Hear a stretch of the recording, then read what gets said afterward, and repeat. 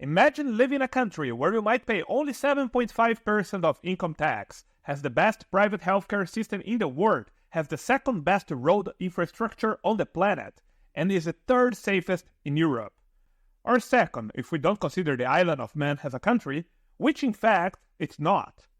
We are talking about living or retiring in Switzerland. It's difficult to find a list where Switzerland is not among the best. Well, maybe they are quite low in the ranking of the best beaches in the world, but for most things, this is the country that comes closest to the definition of a place where everything works as well as it should. There are, however, some serious obstacles for those willing to live in Switzerland, and today we will cover them. I was there a few months ago, and today we will learn what I learned about this prosperous, landlocked European country. So it's time, get ready to learn the pros, cons, and costs of living and retiring in Switzerland. Let's start with the pros, because maybe they'll be so good that they will offset the considerable obstacles we'll tell you at the end of this video. The first pro, and probably this is the first thing that comes to everyone's mind when we talk about Switzerland, is the low taxes. To understand the taxation structure in Switzerland, first we must remember that this country is formally a confederation. It means that the states that compose it, call it cantons, have an enormous level of autonomy, even more autonomy than the states of the United States have. Remember when some American states also tried to form a confederation? One of the reasons was exactly that, more autonomy to decide about, well, you know. So the cantons in Switzerland have such a degree of autonomy that most of the taxes are defined by them, not by the central government. Some cantons like Basel, Geneva, or Vaud have income tax rates similar to those in European countries like Germany. If you earn 100,000 francs in Basel, around $110,000, you pay around 23.7 in income tax. It sounds high, and it is. So you might be asking how the low taxes are a positive side of Switzerland. Here is the reason. There are cantons like Zurich or Appenzell where the income tax is a fraction of that.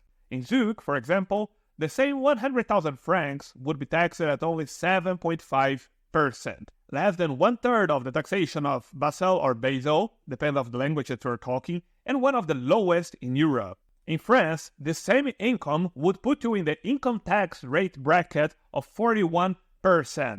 The second pro to retire in Switzerland is healthcare. And here we are talking about private healthcare because Switzerland doesn't exactly have a traditional public healthcare system. Instead, they have mandatory health insurance for all residents. Switzerland is above countries like the Netherlands, Germany, Ireland, and Israel in terms of healthcare quality, being considered by many to be the place with the highest concentration of top-grade hospitals in the world. And here is a surprise. The overall premiums for healthcare insurance in Switzerland tend to be smaller than in the US. This was a shock for me, but if you have an explanation for that, I would be glad to read it in the comment section. The third positive aspect of living and retiring in Switzerland is safety. The homicide rate in Switzerland is 0.5, way below the OECD average, and this is 60% lower than the homicide rate in the UK, 7% lower than in Belgium, and 92% lower than in the United States. In the last year, Switzerland had 43 murders in the entire country. For comparison, Baltimore, a city in the United States with less than 600,000 residents, had 7 times that number of murders. The fourth pro in Switzerland is the variety of landscapes and cultures. Despite being a relatively small country, they have a bit of almost everything: mountains, plains, and whitewater rivers. It's tremendously, painfully beautiful. I made this video that we're watching during an ordinary train trip. Look at this. It's breathtaking. They also have 4 languages, and that allows for multiple possibilities because every language has a different cultural heritage. There are enormous lifestyle differences between the German part, the French part, and the Italian part. There is also the Romansh part, but nobody talks about them really that much. This is what one resident of Switzerland told us. Open quote. If you drive 4 hours from St. Gallen to Geneva, you drive through at least 2 different languages, German and French, and at least 9 dialects. And you have to consider that we constantly mock other cantons for being different. And nobody likes Zurich, sorry guys. The reason for these differences is because we are 4 different countries and 4 languages held together by one border, end quote. Despite having so many languages and dialects, the best part is that you can still talk to most people using English.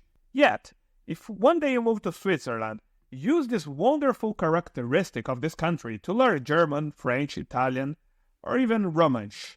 Well, now that you know the major pros of living and retiring in Switzerland, let's talk about the cons, and most of the cons will be related to one single factor that is a key. However, before we begin, I would like to ask a small favor. If you enjoyed this episode, please hit the like and subscribe buttons.